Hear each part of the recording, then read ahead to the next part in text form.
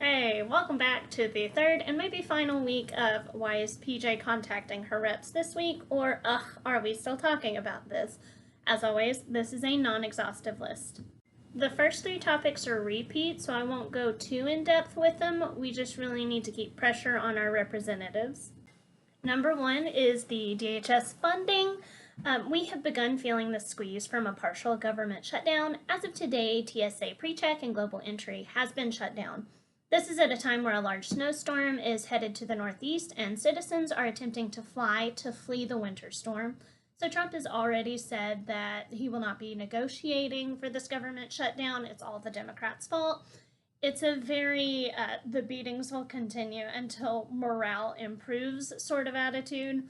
I'm asking my representatives to treat this as a bipartisan issue and not blame Democrats for a partial government shutdown. I want Congress to work together to either abolish, can't say it out loud, or reform the organization because it's still under siege and needs our help.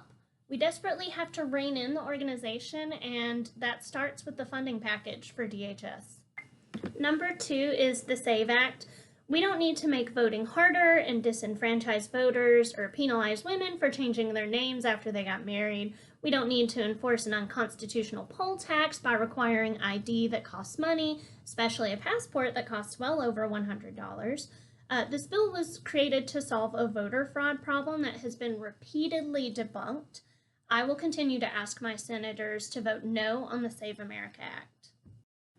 Number three is the Epstein files. If survivors can last for years reliving their trauma, honestly, decades, to have their stories heard, we can hold on and ask our national representatives to doggedly pursue getting the rest of the files released, as written into law by the Epstein Transparency Act. Pam Bondi, Kash Patel, and Todd Blanchard should be impeached for breaking the law and lying under oath. A large part of Trump's campaign was run on the Epstein files. It's been well over a year, and we are still fighting for accountability. Not one U.S. citizen has been arrested for this, but a prince in England has. Number four, speaking of Trump's campaign promises, no more wars. So this is from the U.S.'s most peaceful president. What's going on in Iran is absolutely horrendous. But maybe we should stop arresting and murdering our own protesters before we bomb another country for doing the same to theirs. So the Trump administration has directed the U.S. military to prepare for potential strikes on Iran. It's unclear if or when Trump will unilaterally launch strikes to push toward a regime change. So Representatives Khanna, a Democrat from California, and Massey, a Republican from Kentucky, plan to force a House vote on the War Powers Resolution the week of February 23rd. So that's this week.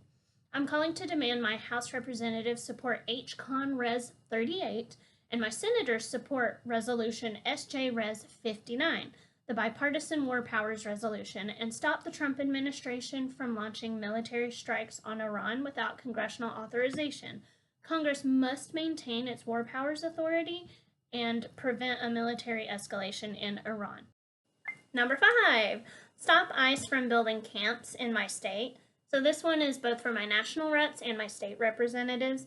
I'm calling to express my outrage about ICE's plan to turn industrial warehouses into detention camps to further its inhumane imprisonment of our neighbors. These facilities are known for their abuse, neglect, and lack of oversight. And yes, they cage children there. They cannot be allowed to operate here. I demand that my representatives speak out against ICE's expansion and propose regulations to prevent ICE from buying and building these camps in South Carolina. And you can do the same for your state. These are 5 of the reasons that I am contacting my representatives this week. A lot of this information and wording came directly from 5calls.org, so shout out to them. They are a fantastic resource to help you call your representatives. We are still talking about all of this because it's really important not to get lost in the sauce. Pick your issue and stick with it. We need many people covering many different lanes.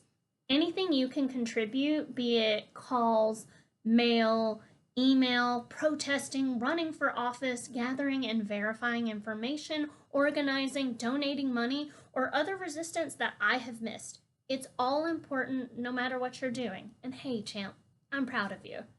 But for real, if you're doing anything, I'm really, really proud of you. And keep going. So, what I would encourage everyone to do is to make sure that you are registered to vote. Double check that you're still on the voter rolls if you've already registered. Help others to register if paperwork and admin are your talent. And show up on March 28th. That is the next No King's Day protest. This is going to be the biggest day of protest in America's history.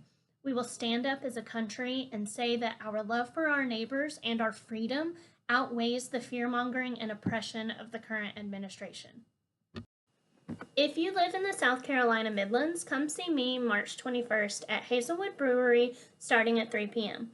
We will be writing our reps again, and we're going to be preparing for the protest the following Saturday in case you have any questions or have never protested before or want to meet a group to show up at the protest with. You're not alone. I want you to come and enjoy community of those who love their country and want to make it better for all of the people who live here, not just people who look and think like them. Shout out Disney's Pocahontas. So just like last time, your first drink is on me.